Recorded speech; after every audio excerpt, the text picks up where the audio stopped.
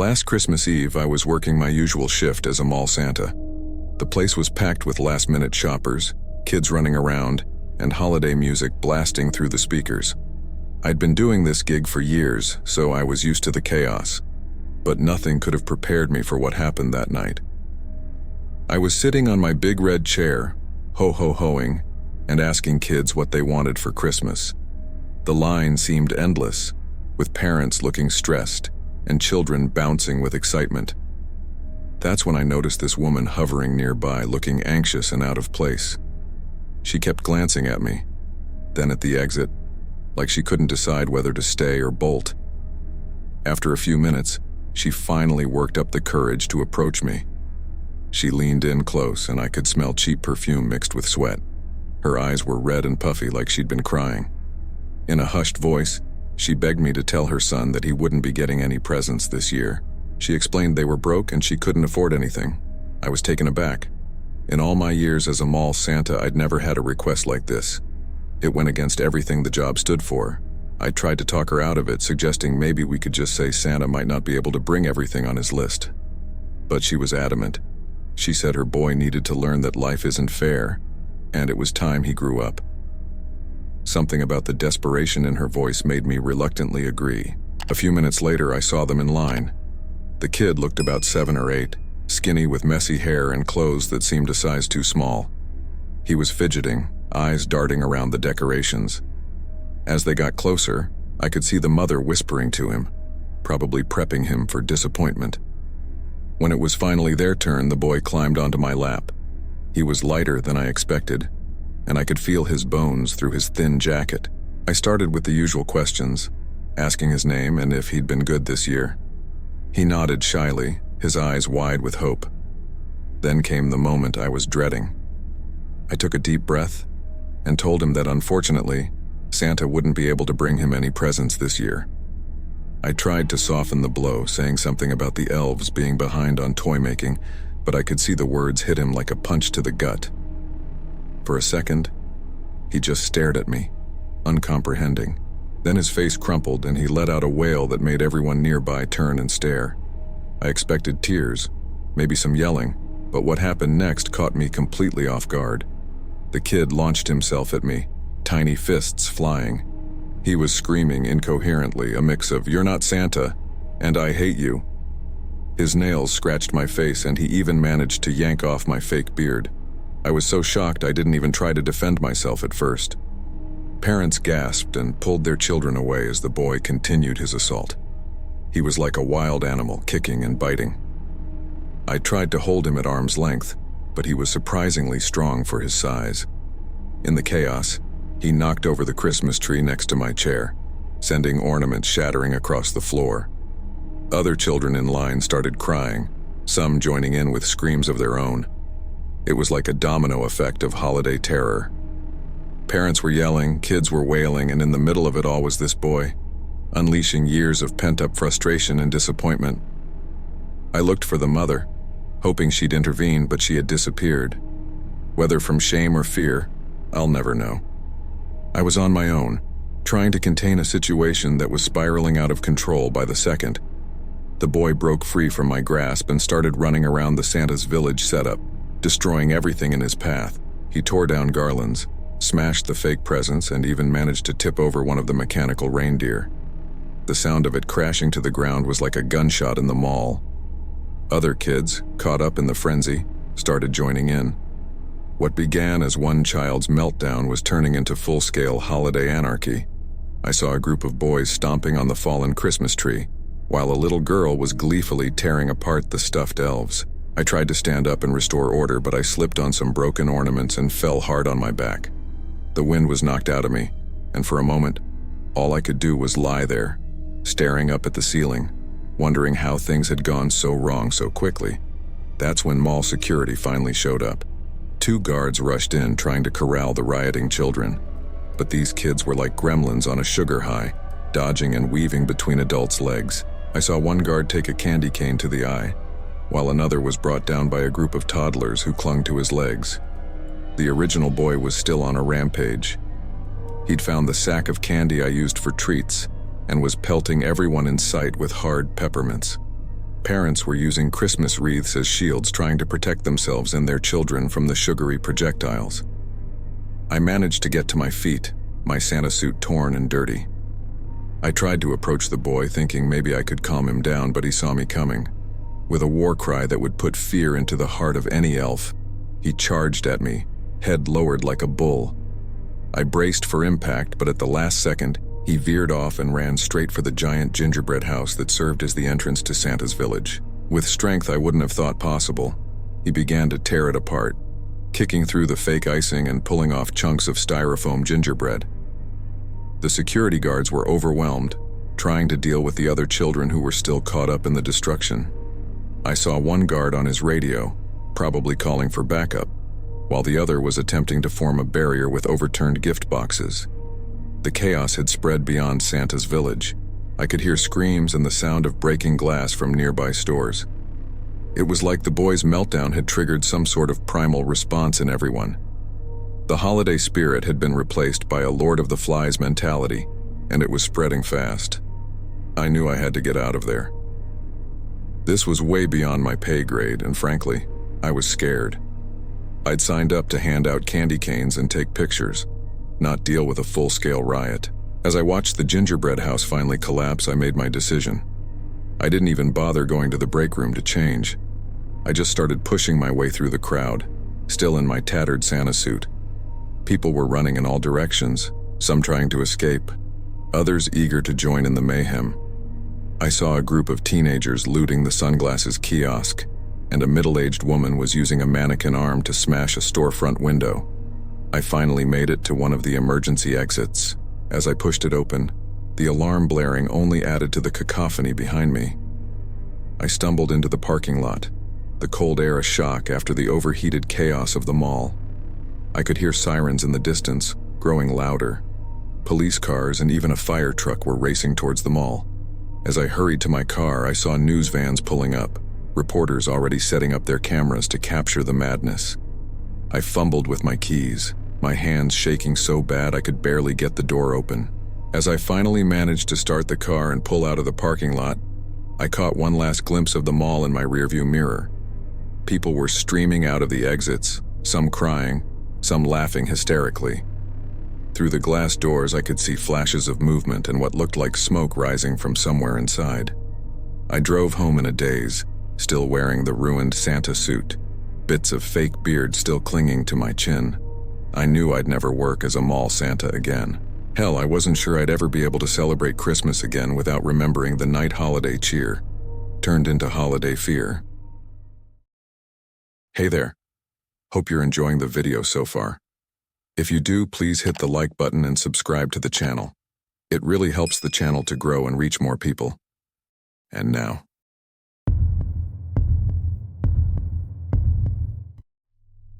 I was at Walmart on Christmas Eve trying to grab some last-minute gifts for my kids. The place was a madhouse. You could barely move without bumping into someone's cart or getting an elbow in the ribs. The lines at the checkout were so long they were snaking down the aisles. I'd been putting off shopping all month and now I was paying the price. I made my way to the toy section, figuring I'd get my youngest that robot dog he'd been begging for. As I got closer, I could hear raised voices. People were arguing and it didn't sound like your usual holiday stress. There was an edge to it that made me hesitate. The toy aisle was packed. Parents were grabbing things off the shelves like they were going out of style. I squeezed past a couple of moms who were comparing prices on some video game, and that's when I saw what all the fuss was about. There was one lone box of that robot dog left on the shelf. Two guys were standing there, both had their hands on the box. They were tugging it back and forth, getting louder by the second. One was a big dude, looked like he worked construction or something. The other was smaller, wearing a suit that was all rumpled now.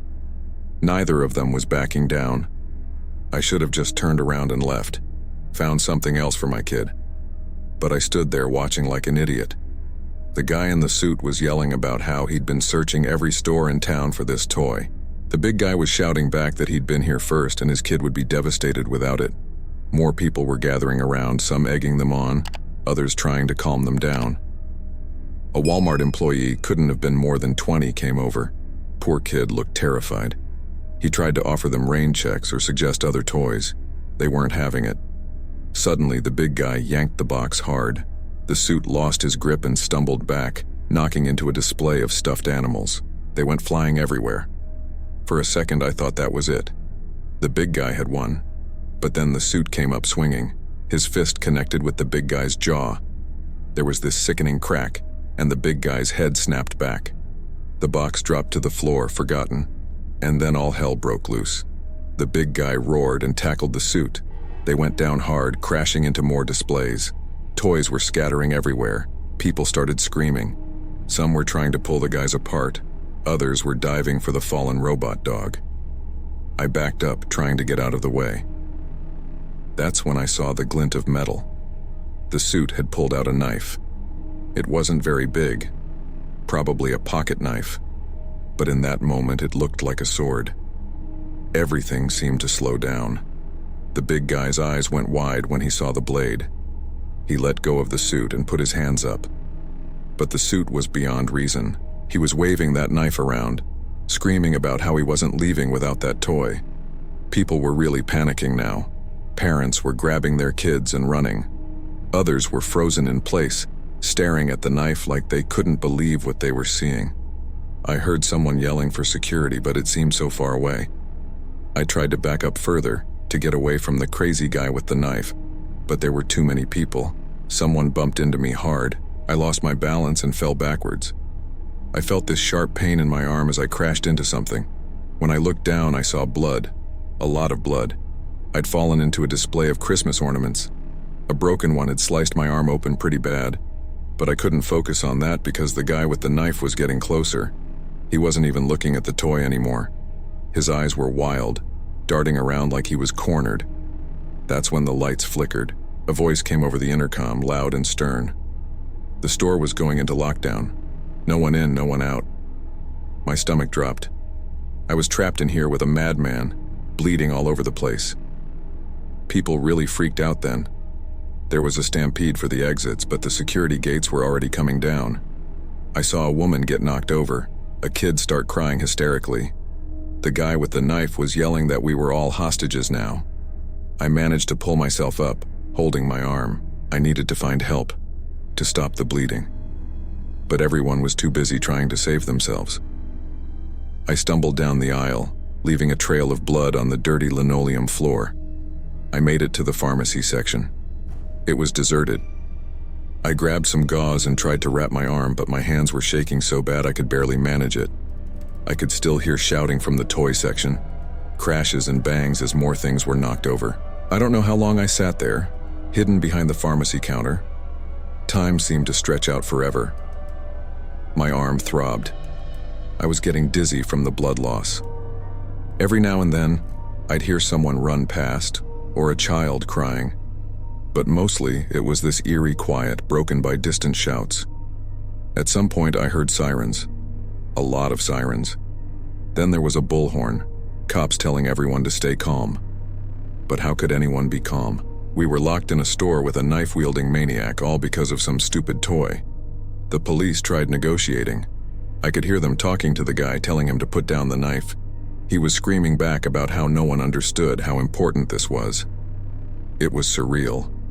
All this over a robot dog. I don't know how long it took. I was fading in and out by then. But eventually I heard a loud bang, then a lot of shouting, heavy boots on the floor. The police had come in. They found me behind the counter, half conscious. An EMT wrapped my arm properly and helped me out of the store. As we passed the toy section, I saw the aftermath. Broken toys everywhere. Blood on the floor. The robot dog box, crushed and forgotten in the corner. Outside it was chaos. Police cars, ambulances, news vans. People were huddled in groups, some crying, others talking rapidly into phones. I saw the guy with the knife being led to a police car. He looked small now, defeated. The big guy was sitting in an ambulance holding an ice pack to his jaw.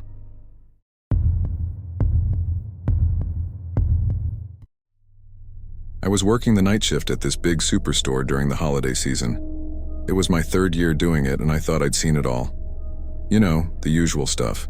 Last-minute shoppers freaking out over sold-out toys, couples arguing over Christmas dinner plans, that sort of thing. But this one night, man, it was something else entirely. It was about a week before Christmas, and the store was dead quiet. That's normal for the graveyard shift, but there's always this weird feeling when a place that's usually packed is suddenly empty. I was restocking shelves in the electronics section, surrounded by all these TVs and computers. The screens were off, but I swear sometimes it felt like they were watching me. I remember thinking how weird it was to be surrounded by all this Christmas stuff when it was so quiet. There were these giant inflatable Santas and snowmen in the seasonal aisle, and strings of lights hung everywhere.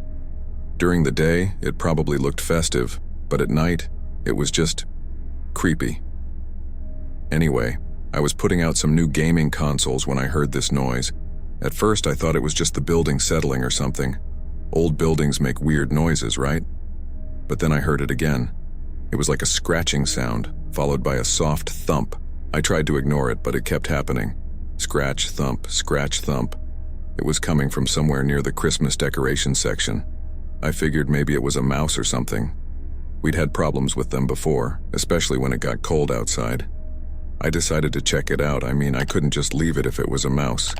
My manager would flip if he found out I knew about it and didn't do anything, so I grabbed a flashlight from behind the counter and headed over to the Christmas section. As I got closer, the noises got louder, but it didn't sound like a mouse anymore.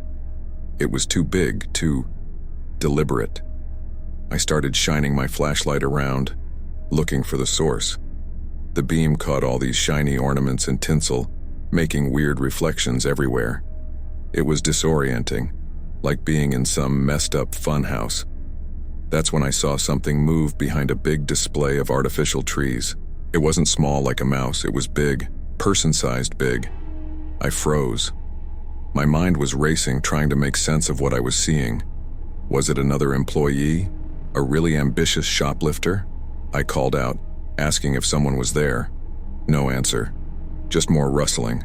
I took a step closer, my hands shaking so bad I could barely keep the flashlight steady.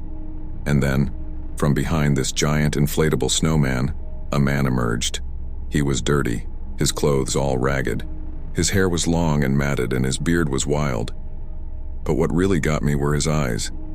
They were wide and unfocused, darting around like he couldn't quite process what he was seeing. For a second, we just stared at each other. I opened my mouth to say something, but before I could, he let out this sound. It wasn't quite a yell, more like a growl.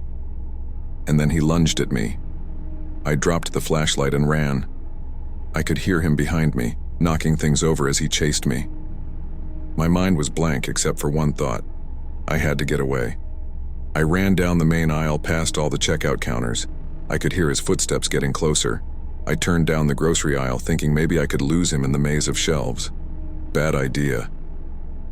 In the dark, I couldn't see well, and I knocked into a display of canned goods. They went everywhere, clattering on the floor. I slipped on them, went down hard. I could hear him getting closer. I scrambled to my feet and kept running. My hip was throbbing where I'd fallen, but the adrenaline kept me going. I ran past the frozen foods, the produce section, the bakery. Every time I thought I'd lost him, I'd hear those footsteps again. I was starting to tire out. My lungs were burning, and my legs felt like lead.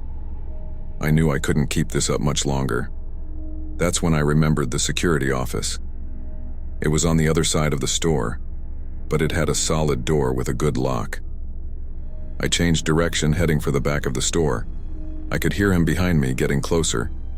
He was saying something now, yelling, but I couldn't make out the words. I didn't want to. I passed the pharmacy, the vision center, the auto parts section. The security office was just ahead. I could see the door. It felt like it was miles away. My legs were ready to give out, but I pushed harder. I reached the door, grabbed the handle. For one horrible second, I thought it might be locked, but it opened. I threw myself inside and slammed it shut behind me. My trembling hands fumbled with the lock, but I managed to turn it. Almost immediately, there was pounding on the door. He was right outside, yelling and banging. I backed away from the door, looking around frantically for a weapon, a phone, anything. The security monitors showed the empty store, and on one of them, I could see the door I'd just come through.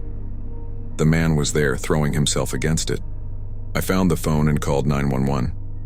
As I was telling the dispatcher what was happening, the pounding on the door suddenly stopped. I looked at the monitor. The man was gone. I described him to the dispatcher, told them he was somewhere in the store. It felt like forever before the police arrived. The whole time I was watching those monitors, terrified that the man would appear again. But he didn't. When the cops finally got there, they searched the whole store. They didn't find him, but they found where he'd been living. Behind those Christmas displays hidden from view, he'd made a little nest. There were blankets, food wrappers, even some stolen merchandise.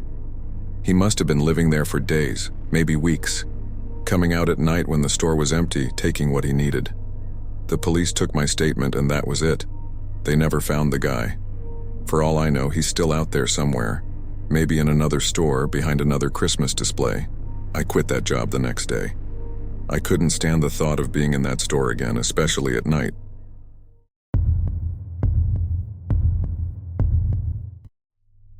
Last Christmas, I found myself in a total mess. I'd put off my holiday shopping way too long, and there I was, dragging my 6-year-old daughter to the mall on December 23rd. Big mistake.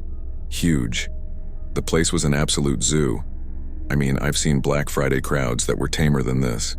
Every store was packed, people were pushing and shoving, and you could barely hear yourself think over all the noise. Christmas music was blaring from every speaker, mixing with the sound of crying kids and frustrated parents. It was sensory overload. My daughter was excited at first.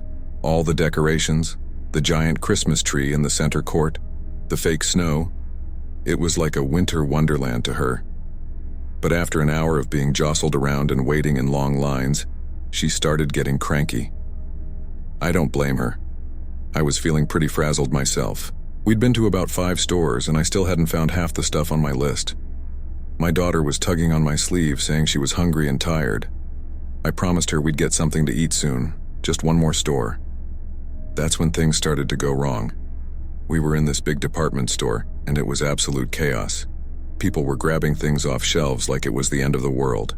I was trying to look at some sweaters for my mom, and my daughter was right next to me, playing with the sleeve of a coat on a nearby rack.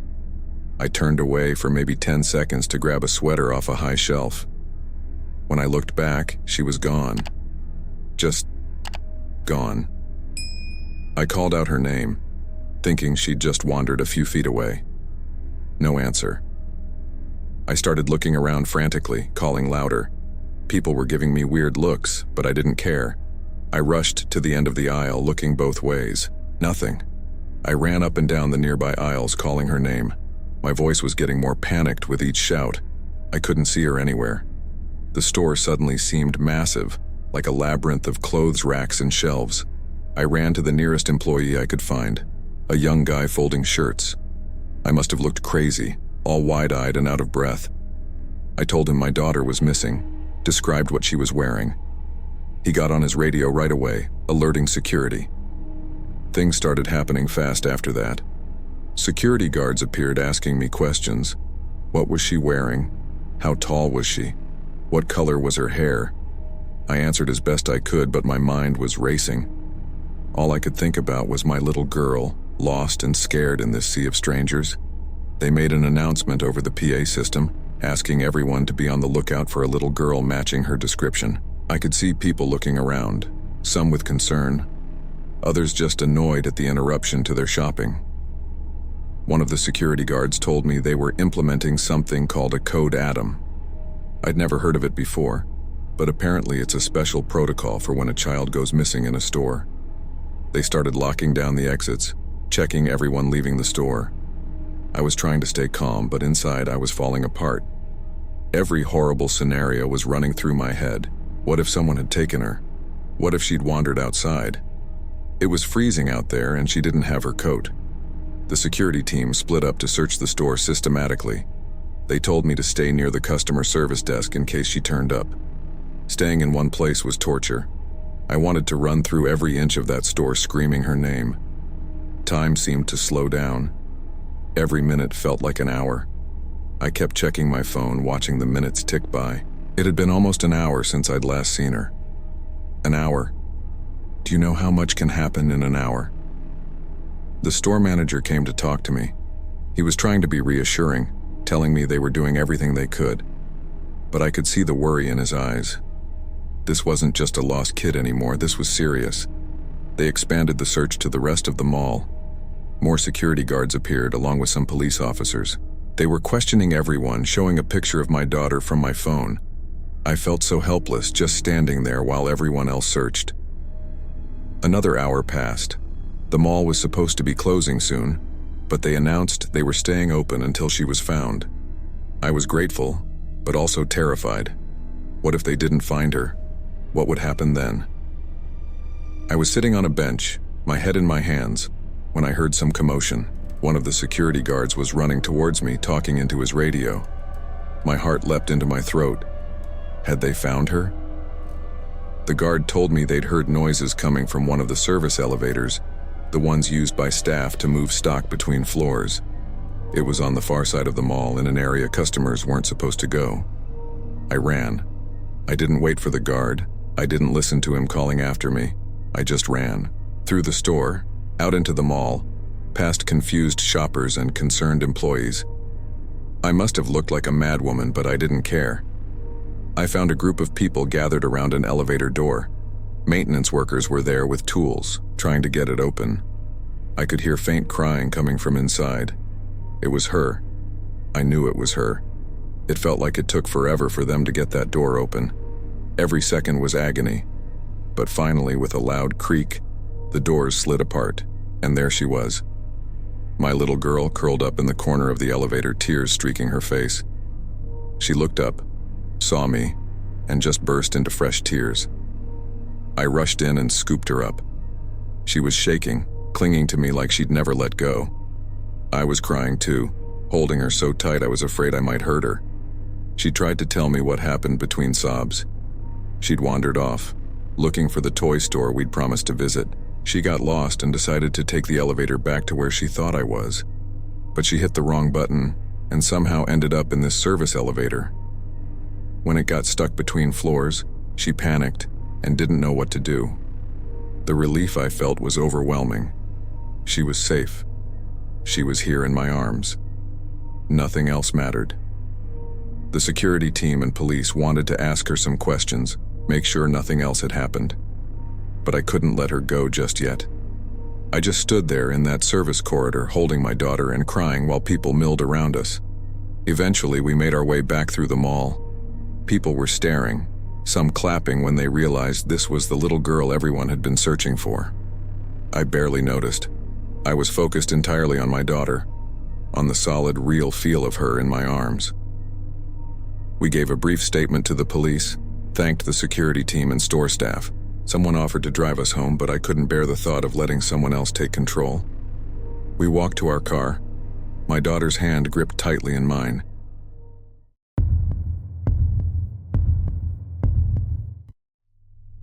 The holidays are always crazy for us delivery drivers. This year was no different. I'd been pulling 12-hour shifts for weeks, racing around town dropping off last-minute Christmas gifts. My van was packed to the brim with packages, and I was running on nothing but coffee and determination. It was 2 days before Christmas when I got this weird delivery request. Most of my stops were in the suburbs or downtown, but this address was way out in the sticks. I'm talking dirt roads and no streetlights, kind of rural. At first I thought it was a mistake, but my supervisor confirmed it was legit. So there I was, an hour before sunset, heading out to the middle of nowhere. The roads got narrower and bumpier the further I drove. Trees crowded in on both sides, their bare branches clawing at the sky. It was getting dark fast, and the shadows seemed to grow longer with every mile. I kept checking my GPS, sure I must have taken a wrong turn somewhere. But nope, it kept insisting I was on the right track. After what felt like forever, I finally saw a mailbox with the right number. The driveway was long and winding, disappearing into a thick cluster of trees. As I pulled up to the house, something felt off. It was a big old farmhouse, the kind you'd expect to see in a horror movie. No lights were on, and there wasn't a car in sight. The place looked deserted. I sat in my van for a minute, debating whether to just mark the package as undeliverable and head back. But it was my last delivery of the day, and I didn't want to make the trip out here again tomorrow. So I grabbed the package and got out. The air was bitter cold and the wind whipped through my jacket. I walked up to the front porch, my footsteps creaking on the old wood. I rang the doorbell, but I could tell right away it wasn't working. I knocked, but there was no answer. Just as I was about to give up, I noticed a piece of paper taped to the door. It was a handwritten note that said, "Please leave all deliveries in the shed around back. Thank you." Now every instinct I had was screaming at me to just leave the package on the porch and get out of there. But I've had my share of stolen packages, and I didn't want to be responsible for someone's Christmas gift going missing. So, against my better judgment, I decided to follow the instructions. I walked around the side of the house, my flashlight beam bouncing off the overgrown bushes. The shed was a big, old structure that looked like it had seen better days. As I got closer, I noticed the door was slightly ajar. I pushed it open, wincing at the loud creak it made. The inside was pitch black and my flashlight barely seemed to make a dent in the darkness. I took a few steps in, looking for a good spot to leave the package. That's when I heard it. A muffled sound like someone trying to speak through a gag. I swung my flashlight around and there, in the corner, was a man tied to a chair. I nearly dropped my flashlight in shock. The man was middle-aged, with graying hair and wide, terrified eyes. He was struggling against his bonds, making urgent noises through the cloth tied around his mouth. For a second, I just stood there, frozen. This had to be some kind of sick joke, right? But the fear in the man's eyes looked all too real. I hesitated, then slowly approached him. As I got closer, I could see tears streaking his face. He was nodding frantically, gesturing with his head for me to remove the gag. My hands were shaking as I reached out and pulled the cloth away from his mouth. The moment it was off, he started talking rapidly. He said he was the homeowner, that he'd been jumped by burglars when he came home earlier. They'd tied him up and left him here while they ransacked his house. He begged me to untie him, saying the burglars could come back any minute. I was in way over my head. I should have called the police right then and there. But the man seemed so desperate, and I was scared the burglars might really come back. So I started working on the knots binding his hands. It wasn't easy. Whoever had tied him up knew what they were doing. As I struggled with the ropes, the man kept urging me to hurry. He said his phone was in the house, that we needed to call the police as soon as he was free. Finally, I managed to loosen the ropes enough for him to slip his hands out. As he stood up, rubbing his wrists, I felt a wave of relief. I'd done the right thing. I'd helped someone in need. That relief lasted about 2 seconds. The man's whole demeanor changed in an instant. The fear vanished from his eyes, replaced by something cold and calculating. Before I could react, he'd grabbed my arm, twisting it behind my back. "Thanks for the help," he said, his voice no longer panicked but calm and menacing. "Now let's take a walk to your van." My mind was reeling. I couldn't process what was happening. This man, the one I'd just rescued, was now threatening me. As he marched me out of the shed, the truth hit me like a punch to the gut. There were no burglars. This man was the criminal, and I'd just fallen for his trap. He kept a painfully tight grip on my arm as we walked to my van. My keys were still in the ignition. I'd left them there, thinking I'd only be gone for a minute. The man shoved me towards the passenger side. "Get in," he ordered. "We're going for a little ride." I knew if I got in that van, things would only get worse. In that moment, survival instinct took over. I pretended to stumble, then suddenly threw my full weight backwards. It caught him off guard, and his grip loosened just enough for me to wrench my arm free. I ran. I didn't think, didn't plan, just ran as fast as I could towards the trees. I could hear him behind me, shouting threats, his footsteps pounding on the frozen ground. The woods were dark and full of obstacles. Branches whipped at my face, roots tried to trip me up. But fear gave me speed I didn't know I had. I ran until my lungs were burning, until I couldn't hear anything but my own ragged breathing. Finally, I stopped, pressing myself against a large tree trunk. I strained my ears, listening for any sign of pursuit.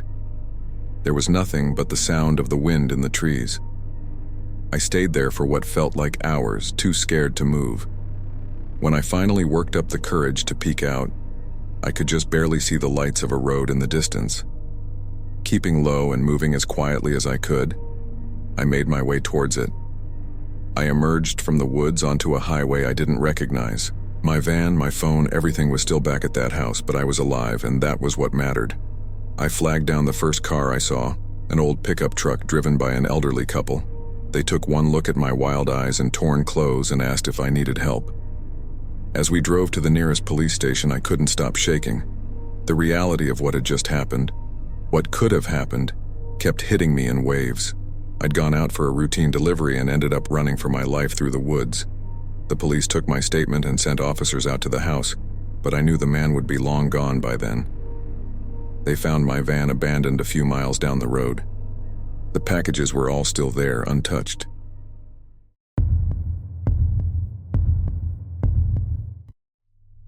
So there I was at this huge outlet mall trying to get my Christmas shopping done. You know how it is during the holidays. The place was packed. I'd been there for hours, fighting through crowds, arms loaded with bags. I was exhausted, and I really needed to use the restroom. I'd been to this mall before, and I knew there was a less crowded area near the back.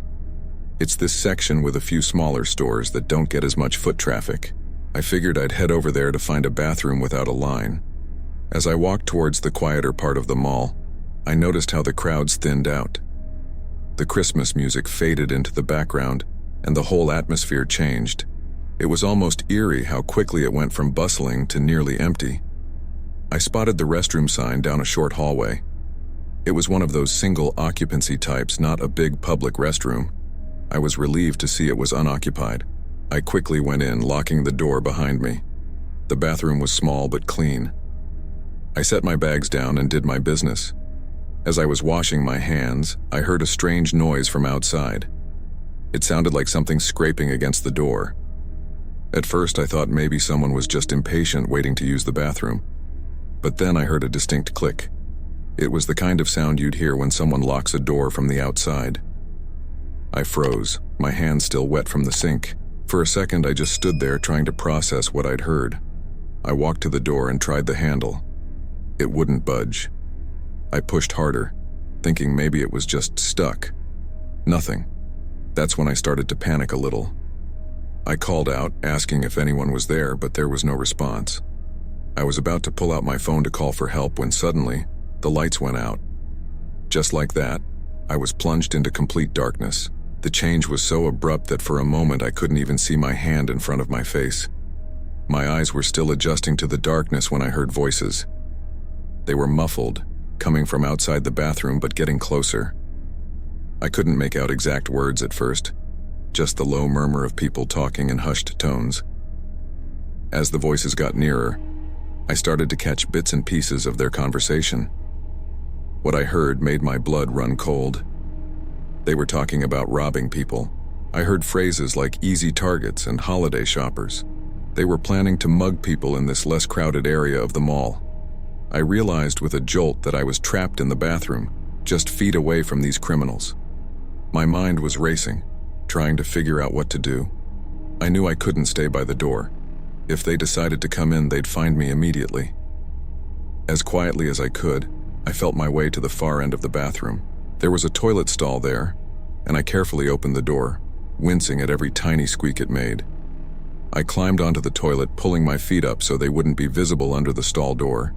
In that cramped stall, perched precariously on a toilet seat, I tried to control my breathing. Every inhale and exhale sounded impossibly loud to my ears. I was sure the people outside would hear me. I remembered my phone in my pocket. With shaking hands, I pulled it out. The screen's glow seemed blindingly bright in the darkness. I quickly turned down the brightness and put it on silent mode. I knew I had to call for help, but I was terrified of making any noise. I opened my phone's keypad and carefully, slowly typed out 911. My finger hovered over the call button for a second before I pressed it. The next few moments were some of the most tense of my life. I held the phone to my ear, praying that the people outside wouldn't hear anything. When the dispatcher answered, I whispered as quietly as I could, explaining my situation. The dispatcher told me to stay on the line but to remain quiet. She said she was sending officers to the mall immediately. All I had to do was wait and stay hidden. That wait felt like it lasted forever. I could hear the criminals moving around outside, their voices rising and falling as they discussed their plans. At one point, they tried the bathroom door again. I held my breath, certain they would break in, but after a few attempts, they moved on. I lost track of time in that dark bathroom stall. My legs were cramping from staying in the same position for so long, but I was too scared to move. Every sound from outside made me tense up, wondering if this was the moment they'd discover me. After what seemed like hours, I heard new voices. These were louder, more authoritative. I heard someone shout, "Police!" And then there was a flurry of activity. There were sounds of a scuffle, people yelling, heavy footsteps running. I stayed frozen in place, unsure if it was really over. Then I heard knocking on the bathroom door and a voice calling out, asking if anyone was inside. I nearly cried with relief. I called out, my voice hoarse from fear and disuse. I explained that I was locked in. A few moments later, I heard the scrape of something against the lock, and then the door swung open. Light flooded the bathroom, momentarily blinding me. As my eyes adjusted, I saw a police officer standing in the doorway. He asked if I was okay, and I nodded, though I was shaking all over. As I stepped out of the stall on wobbly legs, I saw more officers in the hallway. They were leading away 2 men in handcuffs, the criminals I'd overheard. One of the officers explained that they'd caught the men trying to rob a shopper in a nearby corridor. I gave a brief statement to the police right there in the mall. They told me that my 911 call had likely prevented multiple robberies. As I looked around at the scene, the police, the handcuffed criminals, the curious onlookers gathering at a distance, it all felt surreal. The officer asked if I needed medical attention, but I just wanted to leave. As I walked out of that hallway back towards the main area of the mall, the sounds of Christmas music and shoppers hit me like a wave. It was bizarre how normal everything looked, how oblivious everyone was to what had just happened in that quiet corner of the mall.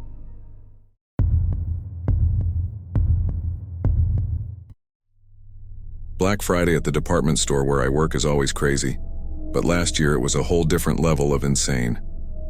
I'd been on my feet for hours, ringing up customer after customer. The store was packed, people were pushing and shoving, and everyone seemed on edge. I was exhausted, but I kept going, trying to keep a smile on my face. You know how it is, retail during the holidays. You just gotta push through. I'd been doing this job for a few years, so I thought I'd seen it all. Boy, was I wrong. It was late afternoon and the crowd hadn't thinned out at all. If anything, it seemed like more people were cramming into the store. The air was stuffy, and the constant noise of people talking, kids crying, and Christmas music playing in the background was giving me a headache. This woman came up to my register with a cart full of stuff. Nothing unusual there. Lots of people were buying in bulk to take advantage of the deals. She seemed normal enough at first, maybe a bit impatient, but who wasn't on a day like this? I started scanning her items, making small talk like we're supposed to. She wasn't very responsive, but again, not that weird for Black Friday. People are usually in a hurry to get their stuff and get out. Everything was going fine until I finished ringing her up and she paid. I counted out her change carefully. We'd been warned to be extra careful because of how busy it was. That's when things took a turn. As soon as I handed her the change, her whole demeanor changed. Her eyes narrowed, and she started counting the money right there at the counter. I didn't think much of it at first. Some people like to double check, especially when they're spending a lot. But then she looked up at me and I could see the anger in her eyes. She started saying I'd shortchanged her. I was confused. I knew I'd counted it outright. I tried to stay calm and offered to count it again for her. That's when she started raising her voice. She was accusing me of trying to steal from her, saying I was pocketing the difference. I could feel people around us starting to pay attention. My face was getting hot and I could feel sweat forming on my forehead. I tried to explain, to show her the receipt and count the change again, but she wasn't having it. She just got louder and louder. Other customers were starting to stare, and I could see some of them whispering to each other. I called for a manager, hoping they could help sort things out, but before anyone could get there, things escalated fast. This woman, she just snapped. In a split second, she lunged across the counter at me. I didn't even have time to react. One moment she was on the other side of the register, and the next, her hands were grabbing at my shirt. She was screaming in my face, calling me a thief, saying she was going to make sure I lost my job. I tried to back away, but I was trapped behind the register. There wasn't anywhere for me to go. I could feel her nails digging into my arms as she tried to pull me towards her. That's when things went from bad to worse. Some of the other customers, they must have thought she was right. Maybe they couldn't hear what was really going on over all the noise, or maybe they just assumed the customer is always right. Whatever the reason, suddenly it wasn't just this one woman. Other people started yelling too. I could hear accusations flying, that I was stealing, that the store was ripping people off. It was like a mob mentality took over. More people pressed towards my register. Someone knocked over the display of gift cards next to me, and they went scattering across the floor. The noise was deafening. People shouting, things falling. The Christmas music still playing in the background like nothing was wrong. I was panicking. I couldn't see a way out. The woman was still holding on to me, shaking me and screaming. Other hands were reaching across the counter too, grabbing at my clothes, at the money in the register. I tried to call for help, but my voice was drowned out by the chaos. I could see my co-workers at the other registers looking over in shock, but they were dealing with their own crowds of customers. No one could get to me. I don't know how long it went on. It felt like forever, but it was probably only a few minutes. I was terrified. I couldn't understand how a normal day at work had turned into this nightmare. Just when I thought things couldn't get any worse, when I was sure I was going to be seriously hurt, I heard a new voice cut through the noise. It was loud, authoritative. Security had finally arrived. The crowd started to pull back as the security guards pushed their way through. I could see their uniforms, hear them shouting for people to step away from the counter. The woman who started it all was still holding on to me. One of the guards had to physically pry her hands off my shirt. As soon as she let go, I stumbled backward, my legs shaking so bad I could barely stand. The security team formed a barrier between me and the crowd. They were trying to get control of the situation, asking people to back up, to calm down. Some people were still yelling, but the energy was changing. The mob mentality was breaking up. I could see my manager finally making her way over, looking shocked at the scene. The woman who attacked me was being led away by one of the guards, still shouting about being robbed. Other customers were being ushered away from my register. Some looked embarrassed now that the frenzy was over. Others still looked angry, like they thought I'd gotten away with something. As the crowd dispersed, I could see the damage around me. The register area was a mess. Products were scattered everywhere, displays knocked over. There were scratches on the counter where people had clawed at it trying to reach me. The security guards were asking if I was okay, if I needed medical attention. I could barely process what they were saying. My ears were ringing and my whole body was shaking. I looked down and saw that my shirt was torn, and there were red marks on my arms where the woman had grabbed me. My manager was there then, asking me what happened, trying to understand how things had gotten so out of control. But I couldn't find the words to explain. How do you describe something like that? The store was quieter now. I could hear announcements being made, asking customers to remain calm, saying the store would be closing early. People were being directed towards the exits. As the last of the crowd cleared out, I just stood there trying to catch my breath. The Christmas music had finally stopped, and in the sudden quiet, the full weight of what had just happened started to sink in. Security was still there, talking to my manager, taking notes about what happened. They were asking me questions, but I was having trouble focusing. Everything felt surreal, like a bad dream I couldn't wake up from. I looked out at the store, at the mess left behind by the Black Friday crowd and the chaos that had erupted. Discarded products littered the floor, and shell-shocked employees were emerging from behind their own registers, looking around in disbelief. The last customers were being escorted out, and as the doors closed behind them, An eerie calm settled over the store.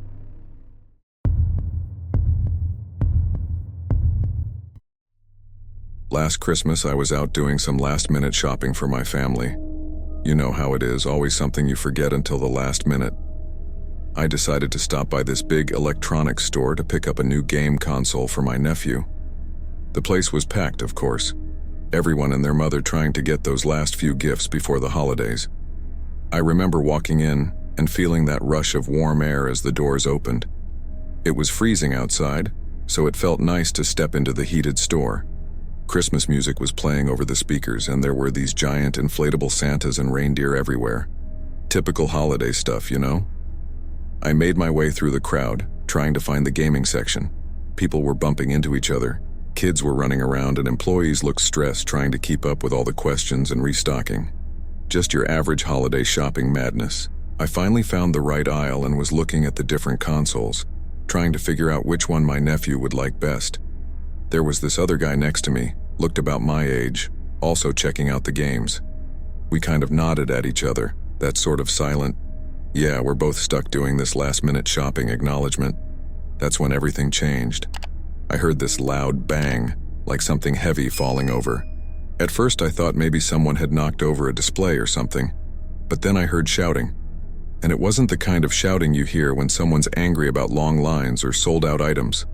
I turned around, and that's when I saw them. 3 guys, all wearing dark clothes and ski masks, bursting into the store. One of them was holding a gun up in the air, and I realized the bang I heard was a gunshot. My brain couldn't process it at first. It was like watching a movie or something, you know? This stuff doesn't happen in real life, not here, not during Christmas shopping. But it was happening. The guy with the gun was yelling for everyone to get down on the ground. The other 2 were spreading out, also shouting and waving guns around. People started screaming and running. It was chaos. I saw a mom grab her kid and dive behind a display. An older man tripped and fell trying to run away. I just stood there for a second, frozen. Then one of the robbers looked right at me and yelled to get down. I dropped to the floor so fast I banged my knee hard on the tile.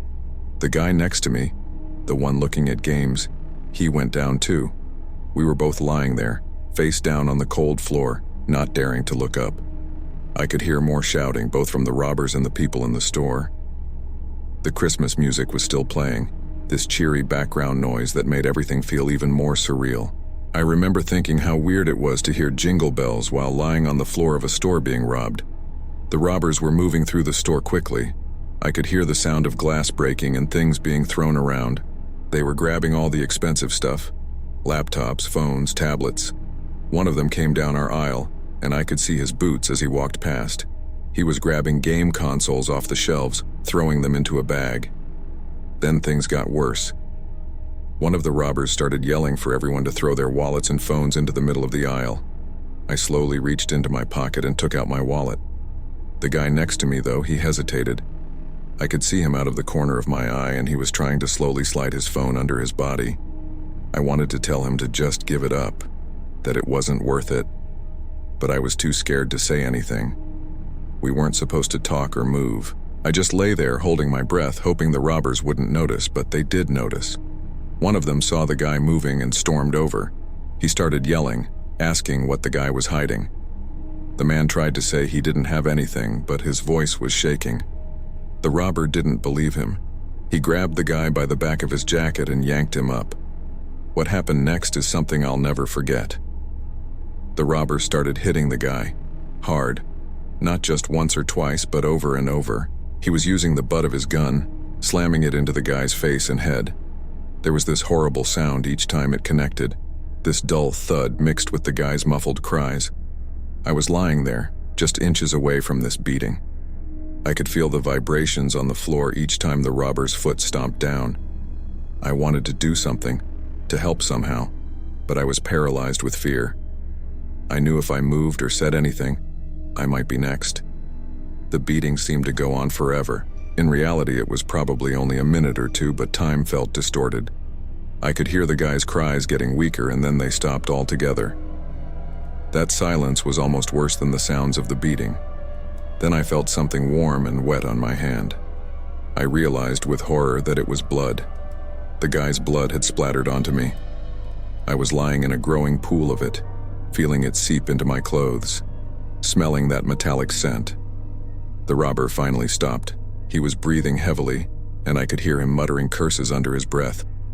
He reached down and roughly searched the beaten man, finding the phone he had tried to hide. Then he just left him there, moving on to the next person. I didn't dare move.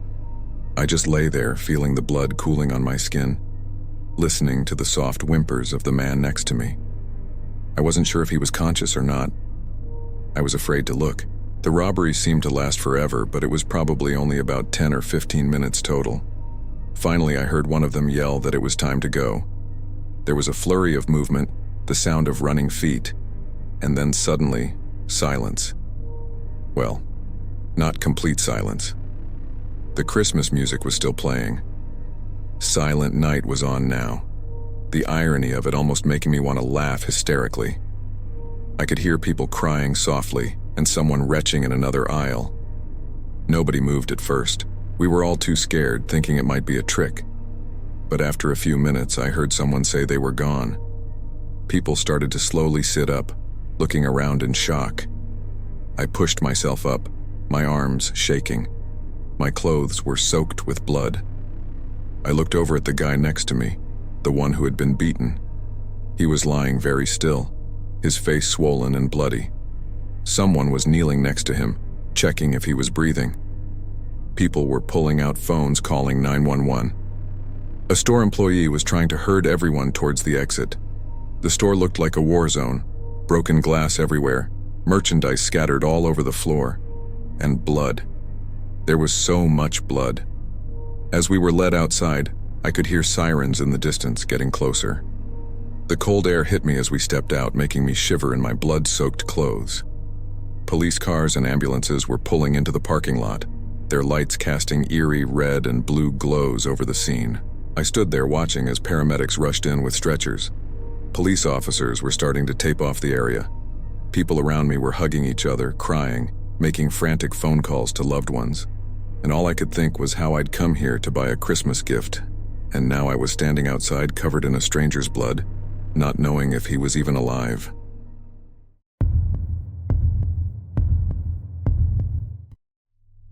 So I was working at the mall as one of Santa's elves for the holiday season. You know, one of those jobs you pick up to make some extra cash for Christmas gifts. It was a pretty standard gig. Dress up in a goofy costume, help kids get in line to see Santa, and try to keep everyone jolly while they wait. Most days were pretty uneventful, just your typical Christmas rush. This particular evening, things started off normal enough. The mall was packed with last-minute shoppers. Christmas music was blaring through the speakers, and there was a long line of excited kids waiting to sit on Santa's lap. I was doing my usual routine, chatting with the families, making sure everyone had their photo packages ready, that sort of thing. I remember noticing this one family in line. 2 kids, probably around 5 and 7, bouncing with excitement. But their dad, he stood out. He was swaying a bit, and I could smell the alcohol on him from a few feet away. I didn't think much of it at first. It's not uncommon to see parents who've had a drink or two to deal with the holiday stress. As the night went on, I started to get a bit concerned. The dad was getting louder, more impatient. He kept checking his watch and muttering under his breath. The kids were picking up on his mood, getting antsy themselves. I tried to keep things light, cracking jokes and doing my best elf routine, but I could feel the tension building. Then came the moment that changed everything. Santa's shift was ending, and he needed to take his break. It's a normal part of the job. Santa can't sit there for hours on end without a breather. I made the announcement to the line explaining that Santa would be back in 15 minutes and thanking everyone for their patience. Most people were understanding, but not this dad. He started yelling, saying his kids had been waiting for hours, which wasn't true, and that they weren't leaving without a photo. I tried to calm him down, explaining that Santa would be back soon, but he wasn't having it. That's when things took a scary turn. The dad lunged forward and grabbed my arm. His grip was tight, and I could feel his fingers digging into my skin through the costume. He started pulling me towards him, his face red with anger. I could smell the booze on his breath as he got in my face, demanding that I bring Santa back right now. I tried to reason with him, but it was like talking to a brick wall. He just got angrier and angrier. The next thing I knew, he was dragging me away from the Santa set, towards the center of the mall. I was trying to dig my heels in, but between the slippery elf shoes and his drunken strength, I couldn't stop him. We reached the second-floor balcony overlooking the main atrium. That's when the real terror set in. He grabbed me by the front of my costume and pushed me against the railing. I could feel the cold metal pressing into my back, and when I glanced over my shoulder, I saw the drop to the first floor. It must have been at least 20 feet down. The dad was screaming now, threatening to throw me over if Santa didn't come back immediately. I was frozen with fear. All I could think about was how hard that floor would be if I fell. People were starting to notice what was happening. I could hear gasps and shouts, but it all seemed far away. I tried to call for help, but my voice came out as a strangled whisper. Where was mall security? Why wasn't anyone doing anything? The dad had me leaning backward now, and I could feel my feet starting to lift off the ground. My hands were gripping the railing so tight that my knuckles were white, but I knew I wouldn't be able to hold on if he really decided to push me. Time seemed to stretch out. I don't know how long I was there, half hanging over that railing. It could have been seconds or minutes. All I know is that every moment felt like it might be my last. I kept thinking about how absurd it was. Here I was, dressed as an elf, about to die because Santa needed a bathroom break. I could hear the man's kids crying somewhere behind us. Other shoppers were yelling at him to stop, but he was in his own world of drunken rage. He kept shouting about ruining Christmas and how his kids deserved better. All the while, he was pushing me further and further back. Just when I thought I couldn't hold on any longer, I heard someone shout, "Security!" From the corner of my eye, I saw 2 guards running towards us. The drunk dad must have heard them too, because he suddenly let go of me. I collapsed to the floor, my legs too shaky to hold me up. The security guards reached us, and one of them immediately put himself between me and the dad. The other was trying to calm the situation down, talking to the dad in a low voice. But the dad wasn't done. He tried to lunge at me again, shouting that this was all my fault. That's when one of the guards tackled him. They both went down hard on the mall floor. I scrambled backward, trying to get as far away as possible. There was a crowd gathering now, people with their phones out, probably recording the whole thing. It took both guards to restrain the dad. He was thrashing and yelling, still trying to get at me. I just sat there on the floor, my elf costume rumpled and torn, watching as they finally managed to handcuff him. As they led him away, I could see his kid standing off to the side with a mall employee. They looked scared and confused. The older one was hugging the younger one, who was crying quietly. It hit me then how close I'd come to falling in front of those kids. People were coming up to me asking if I was okay, offering to help me up. But I couldn't move. I just sat there, staring at the spot where I'd almost gone over the railing. The Christmas music was still playing in the background, some cheery song about it being the most wonderful time of the year. It felt surreal. Security came back to check on me, asking if I needed medical attention. I must have shaken my head because they didn't call for anyone. They helped me to my feet and started leading me away from the scene. As we walked, I could see people staring, whispering to each other. My costume was a mess, and I'm sure I looked as shaken as I felt. They took me to the security office, away from the crowds and the noise. As soon as the door closed behind us, shutting out the sounds of the mall, it all hit me at once. I started shaking uncontrollably, the reality of what had just happened finally sinking in. I'd almost died, all because I was doing my job, dressed as an elf in a crowded mall at Christmas.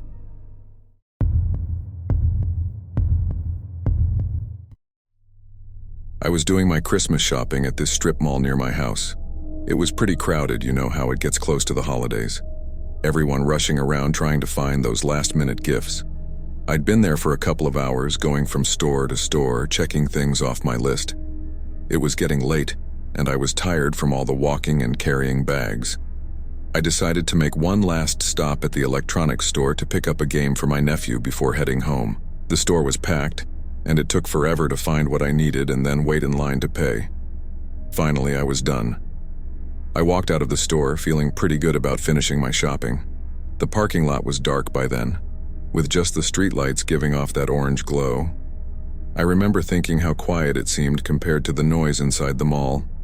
I got to my car and fumbled with my keys, trying to juggle all the shopping bags. I managed to unlock the door and tossed the bags into the passenger seat. That's when I noticed something was off. The car felt different somehow, but I couldn't put my finger on it. I sat down in the driver's seat and closed the door. As I was about to start the engine, I saw movement in the rearview mirror. Before I could react, a man's face appeared right behind me. He must have been lying down in the back seat. I froze. The man told me not to scream or do anything stupid. He said he had a knife. I could see the blade reflecting the light from the parking lot. It looked sharp and real, not like some prop or toy. He told me to start driving.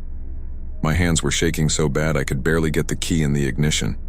I kept thinking this must be some kind of joke or mistake, but the knife pressing against the back of my seat felt very real. As I pulled out of the parking space, the man started giving me directions. He told me to drive to the nearest ATM. I tried to keep my voice steady as I asked him what he wanted. He just repeated his order to drive. The streets were pretty empty. It was late, and most people were probably home already.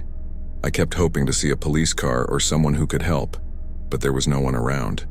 We got to the first ATM. It was one of those drive-up ones at a bank. The man told me to withdraw as much cash as I could. I fumbled with my card, trying to think of a way out of this, but every time I hesitated, I felt the knife press harder against my seat. I maxed out my withdrawal limit and handed the cash back to him. He seemed angry that it wasn't more. He told me to drive to another ATM. This went on for what felt like hours. We drove from one ATM to another all over town. The whole time I was trying to think of a way to signal for help. At one ATM, there was another car behind us. I thought about trying to get their attention somehow, but the man seemed to read my mind. He pressed the knife against my side and warned me not to try anything. As we drove, the man kept talking. He sounded nervous, almost scared himself. He kept looking out the windows like he was afraid someone was following us. I tried to remember details about him, what he looked like, the sound of his voice, anything that might help later. We ended up in parts of town I'd never seen before. The streets got narrower, the buildings more run down. I was completely lost. The man seemed to know where he was going, though. He directed me through a maze of small streets and alleys. Finally, he told me to stop the car. We were in some kind of industrial area. There were old warehouses and abandoned-looking buildings all around. It was the kind of place you'd see in a crime show, not somewhere you'd ever go in real life. The man told me to keep looking straight ahead. I heard him rustling around in the back seat, probably gathering up all the cash. Then he opened the door and got out. I thought it was over, but then he leaned back in. He told me to count to 100 before I moved or called anyone. He said he'd be watching, and if I didn't do what he said, he'd find me. I sat there, frozen, as I heard his footsteps fading away. I didn't move a muscle. I counted in my head, probably faster than I should have. When I got to 100, I looked around. The street was empty. There was no sign of the man. My hands were shaking so bad I could barely hold my phone. I dialed 911 and tried to explain what had happened. The operator kept asking me questions, but I was having trouble focusing. I told them where I was, or at least tried to describe it. They said they were sending officers right away. I sat there in my car, waiting for the police to arrive. Every sound made me jump.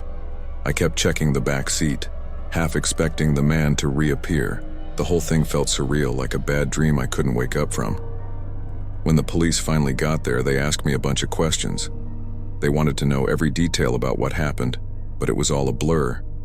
They looked through my car and took some pictures. They told me they'd do their best to find the guy, but I could tell from their faces that they didn't have much hope. I ended up having to drive myself home after giving my statement. The police offered to call someone for me, but I just wanted to be alone. The drive home was the scariest part. Every car behind me looked like a threat. I kept checking my rearview mirror, sure that I'd see the man's face again. When I got home, I locked all the doors and windows. I couldn't sleep that night. I kept replaying everything in my head, wondering if there was something I could have done differently. The police called the next day to say they hadn't found anything yet. They said they'd keep looking, but I knew the chances of catching him were slim.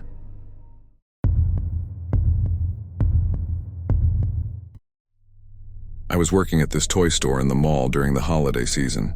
It was a pretty typical job, you know? Stocking shelves, helping customers find the perfect gift for their kids, that sort of thing.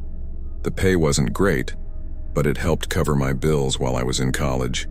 It was about a week before Christmas, and the store had been crazy busy all day. We'd had a constant stream of stressed-out parents and excited kids coming through, and by closing time, I was exhausted. My manager had already left for the night, leaving me to close up shop. I started my usual closing routine, counting the cash in the register, tidying up the displays, and making sure everything was ready for the morning shift.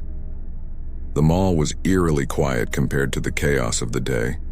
I could hear the faint sound of Christmas music playing somewhere in the distance, but other than that, it was silent. As I was finishing up in the main part of the store, I heard a noise coming from the back. At first I thought it might be the old heating system acting up again. It had been making weird sounds all week. But then I heard it again, and it definitely didn't sound like the heater. I hesitated for a moment, wondering if I should just ignore it and finish closing up. But curiosity got the better of me and I decided to check it out. I grabbed the flashlight we kept under the counter just in case. The stockroom was always dark, and the lighting back there was pretty unreliable. As I approached the stockroom door, I could hear more clearly.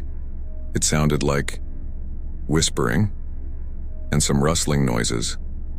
My first thought was that maybe some kids had snuck in and were messing around with the toys. It wouldn't be the first time something like that had happened. I pushed open the door slowly, not wanting to startle anyone if there were people back there. The stockroom was dimly lit, with tall shelves creating narrow aisles filled with boxes of toys.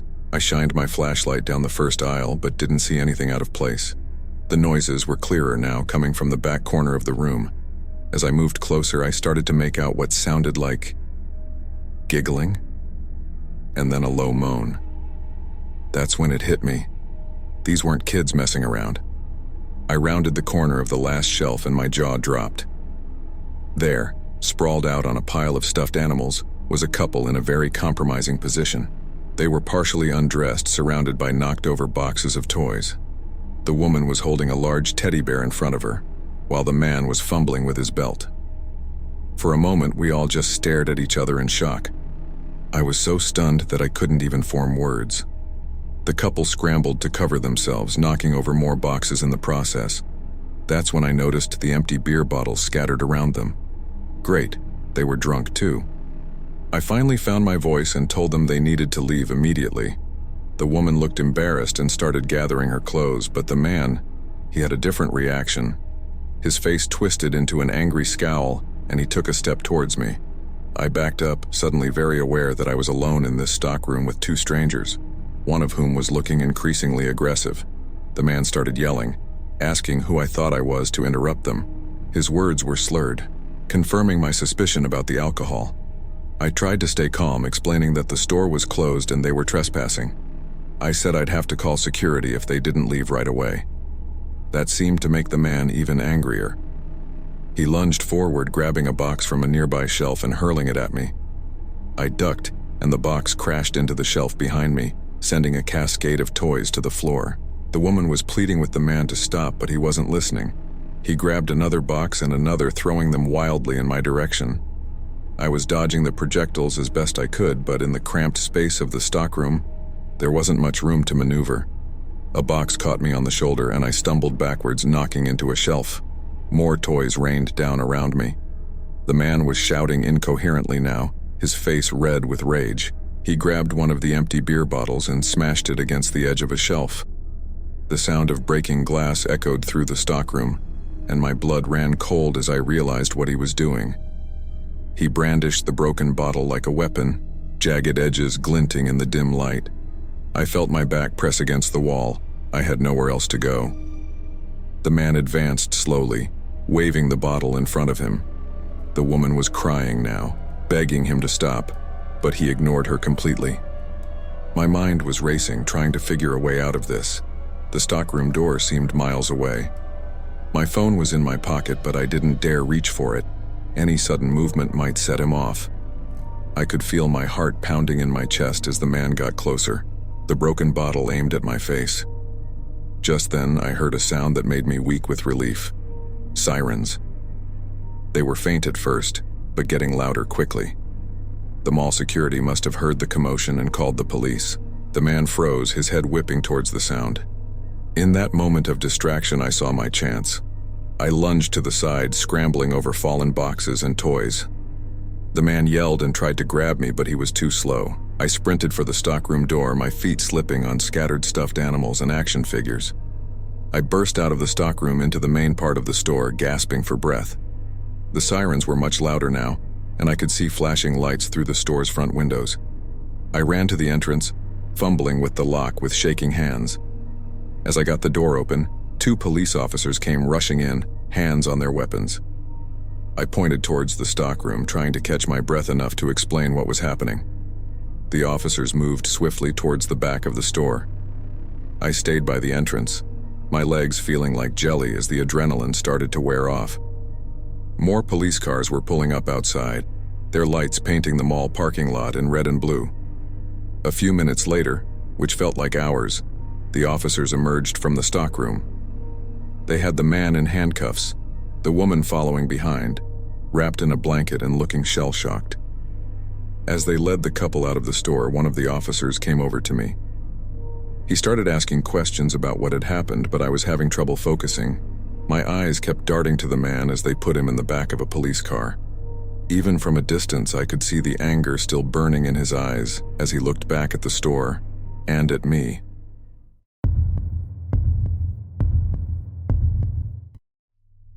Last year I went to this Christmas market downtown. You know, one of those big outdoor ones with all the little wooden stalls selling ornaments and hot chocolate and stuff. I usually avoid crowds, but my sister had been bugging me to go with her, saying I needed to get into the holiday spirit. So there I was, surrounded by hundreds of people, all bundled up against the cold and carrying shopping bags. The market was set up in the town square, with rows of stalls arranged in a big circle around a huge Christmas tree. There were twinkling lights strung up everywhere, and the smell of cinnamon and pine was really strong. It was pretty packed, with people shoulder to shoulder in some spots. I remember thinking it was way too crowded for my liking, but my sister was having a good time, so I tried to just go with it. We'd been there for maybe an hour, weaving our way through the crowd, stopping to look at handmade ornaments and sample some of the food. My sister had bought a bunch of stuff already, and I was carrying a cup of mulled wine, trying to warm up. The noise was constant. Christmas music playing over speakers, people talking and laughing, vendors calling out to advertise their wares. It was almost overwhelming, but in a festive sort of way, I guess. I was standing near a stall selling wooden toys, waiting for my sister, who was buying yet another ornament, when I noticed something odd. There was this guy a few stalls down who kept looking around nervously. At first, I didn't think much of it. Maybe he was just looking for someone he was supposed to meet. But then I saw him reach into his coat, and for a split second, I thought I saw something metal. Before I could even process what I'd seen, someone nearby suddenly yelled, "Gun!" It was like someone had flipped a switch. One moment everything was normal, and the next the whole world exploded into chaos. The scream of "Gun!" rippled through the crowd like a shockwave. For a split second, everything seemed to freeze. Then all at once, people started moving. It wasn't an orderly evacuation or anything like that. It was pure animal panic. People were screaming, pushing, shoving, doing anything they could to get away from where the shout had come from. I lost sight of my sister almost immediately. 1 second she was right next to me, and the next she was gone, swallowed up by the surging crowd. I tried to call out for her, but my voice was drowned out by the screams and shouts all around me. The cup of mulled wine I'd been holding was knocked out of my hand, spilling hot liquid all over my coat and the ground. The crowd was moving like a tidal wave, and I had no choice but to move with it. People were pushing from all sides, everyone desperate to get away. I saw a woman trip and fall, and my stomach turned as I watched people just run right over her. I wanted to help, but I couldn't even control my own movements in the press of bodies. The wooden stalls that had looked so charming earlier were now death traps.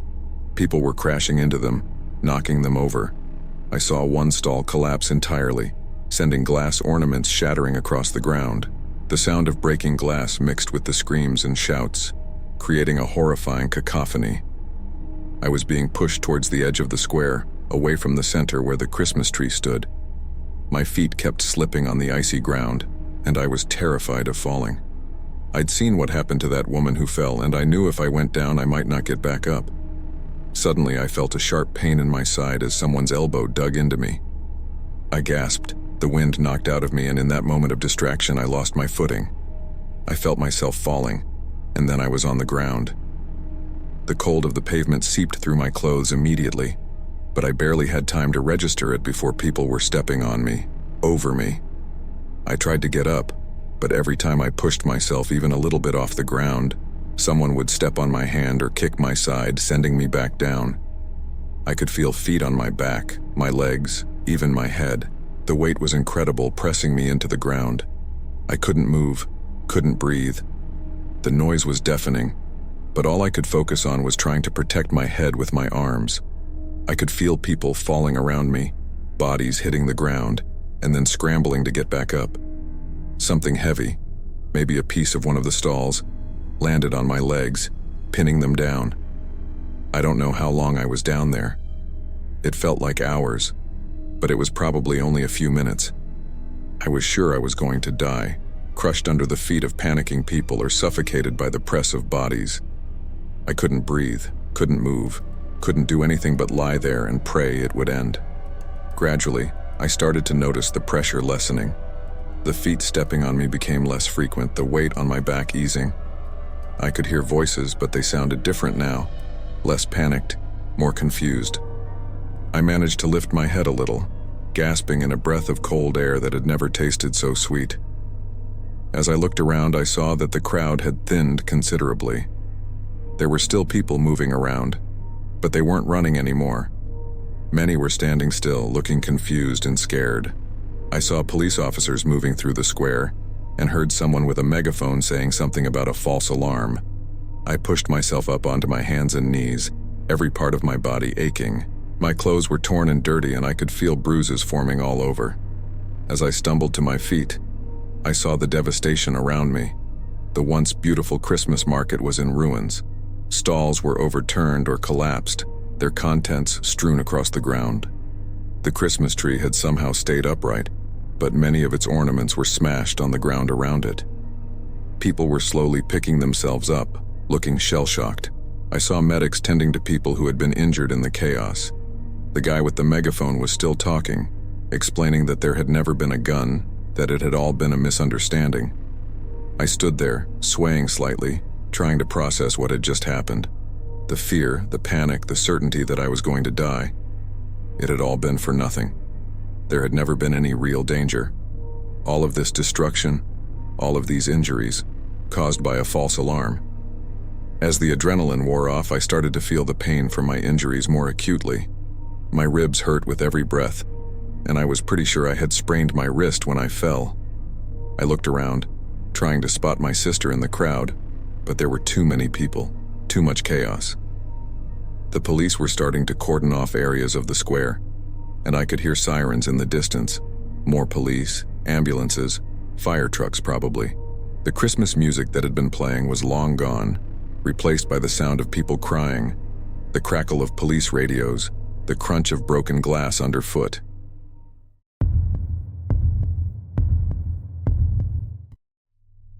So I work as a personal shopper. It's usually a pretty straightforward job. Rich people give me a list and I go buy their stuff. But last Christmas, things went sideways in a way I never could have imagined. It was a few days before Christmas and I got a call from one of my regular clients. She wanted me to pick up a custom-made jewelry piece, some fancy necklace she'd ordered for her daughter. She gave me an address and told me to be there at 2 p.m. sharp. The jeweler was apparently very particular about punctuality. I didn't think much of it at the time. I've picked up plenty of expensive stuff before, so this seemed like just another errand. I drove to the address, following my GPS. As I got closer, I started to notice that I was heading into a pretty industrial area. That was a bit odd for a high-end jeweler, but I figured maybe they just had their workshop there to save on rent or something. When I pulled up to the address, I knew something was off. It wasn't a jewelry store or even a workshop. It was an old warehouse, and it looked like it hadn't been used in years. The windows were boarded up, and there was graffiti all over the walls. For a second, I thought maybe I'd gotten the address wrong, but I double-checked my phone, and this was definitely the place. I sat in my car for a few minutes, debating what to do. Part of me wanted to just leave and tell my client there had been a mistake. But I also didn't want to lose her business. She was one of my biggest clients. Plus, I thought maybe the jeweler was just eccentric or something. You know how artists can be sometimes. So against my better judgment, I got out of the car. The whole area was deserted. No other cars, no people walking around. Just the sound of the wind and some distant traffic. I walked up to the warehouse door, half expecting it to be locked. But when I tried the handle, it opened easily. I stepped inside, and it took a moment for my eyes to adjust to the darkness. The place was huge and empty, with high ceilings and concrete floors. There were a few old wooden pallets scattered around, and I could see pigeons nesting up in the rafters. The air was cold and damp, and it smelled musty, like no one had been in there for ages. I called out, asking if anyone was there. My voice echoed through the empty space. That's when I heard footsteps coming from the back of the warehouse. I figured it must be the jeweler, but something about the sound made me uneasy. It wasn't just one person walking. It sounded like at least two people. Before I could react, two men appeared from behind a stack of old crates. They were both big guys, dressed in dark clothes. One of them was holding something that looked like a crowbar. In that moment, I realized I'd made a huge mistake coming in there. I turned to run, but they were faster. One of them grabbed my arm, twisting it behind my back. The other one got right in my face, asking who I was and what I was doing there. I tried to explain about the jewelry pickup, but they just laughed. That's when it hit me. There was no jewelry. This whole thing had been a setup. They dragged me deeper into the warehouse to a small office area in the back. There was a chair in the middle of the room, and they forced me to sit down. One of them tied my hands behind my back with some kind of plastic zip tie. It was tight, cutting into my wrists. That's when the questions started. They wanted to know everything about my client, where she lived, what kind of security she had, what other expensive things she owned. I tried to play dumb at first, saying I didn't know anything beyond what I needed for shopping. But they didn't buy it. The guy with the crowbar, he started tapping it against the palm of his hand, getting closer and closer to me. He said they knew I had more information, and that things would get really unpleasant if I didn't start talking. I could feel myself starting to shake. This wasn't like in the movies where the hero stays calm and defiant. I was terrified. I started giving them little bits of information, trying to strike a balance between telling them enough to keep them from hurting me, but not so much that I was completely betraying my client. I told them about some of the things I'd bought for her in the past, designer clothes, expensive electronics, that kind of thing. But I tried to be vague about where she lived or any details about her house. They kept at it for what felt like hours. One of them would ask questions while the other one paced around behind me. I couldn't see what he was doing, which made it even scarier. Every now and then, he'd come up and grab my shoulder or lean in close to my ear, just to remind me he was there. As time went on, they started getting more and more frustrated with my answers. They wanted specific details about the layout of my client's house, what kind of alarm system she had, whether she had a safe. I genuinely didn't know most of this stuff. It's not like I go snooping around when I drop off purchases. But they didn't believe me. The guy with the crowbar, he started getting more aggressive. He'd slam the crowbar down on a nearby desk, making me jump every time. He kept saying they'd gone to a lot of trouble to set this up and they weren't going to leave empty-handed. I started to realize that no matter what I told them, this probably wasn't going to end well for me. I lost track of time in that room. There were no windows, so I couldn't tell if it was day or night. My arms were aching from being tied behind my back for so long. I was thirsty and exhausted, but mostly I was scared. I kept thinking about my family, wondering if I'd ever see them again. At some point, they left me alone in the room. I could hear them arguing in the hallway, but I couldn't make out what they were saying. That's when I started really looking around the room, trying to find some way out. There was a small window high up on one wall, but even if I could reach it, It was too small to climb through. I noticed that the chair I was sitting on had metal legs that were a bit rusty. I started rubbing the zip tie against the rusty part of the leg, hoping I could weaken it enough to break free. It was slow going, and every noise from outside the room made me freeze, afraid they'd come back in and catch me. I don't know how long I worked at it, but eventually I felt the zip tie start to give. Just as I managed to get one hand free, I heard them coming back. I quickly put my hands behind my back again, trying to look like I hadn't moved. They came back in, looking angry. The one without the crowbar, he said they were going to have to move me. Apparently someone had called the cops about some suspicious activity around the warehouse. They started arguing about what to do with me. That's when I knew it was now or never. While they were distracted arguing with each other, I jumped up from the chair and made a run for it. I caught them by surprise, and managed to get past them and out into the main part of the warehouse. I could hear them shouting and running after me. The warehouse was dark, and I kept stumbling over debris on the floor. I was just running blindly, trying to remember which way the exit was. I could hear them getting closer, their footsteps echoing in the huge space. I saw a sliver of light ahead and realized it was the door I'd come in through. I ran faster than I've ever run in my life. I could feel one of them grabbing at my jacket, but I managed to slip out of it. I burst out of the warehouse into the daylight. It was late afternoon by then, the sun low in the sky. I didn't stop running. I sprinted to my car, fumbling with the keys. I could see them coming out of the warehouse as I finally got the door open. I got in the car and locked the doors just as they reached it. My hands were shaking so bad I could barely get the key in the ignition. They were pounding on the windows, yelling at me to get out. I finally got the car started and just floored it. I sideswiped another parked car as I peeled out of there, but I didn't stop. Hey there again. Hope you enjoyed the video. Remember to hit the like button and to subscribe to the channel.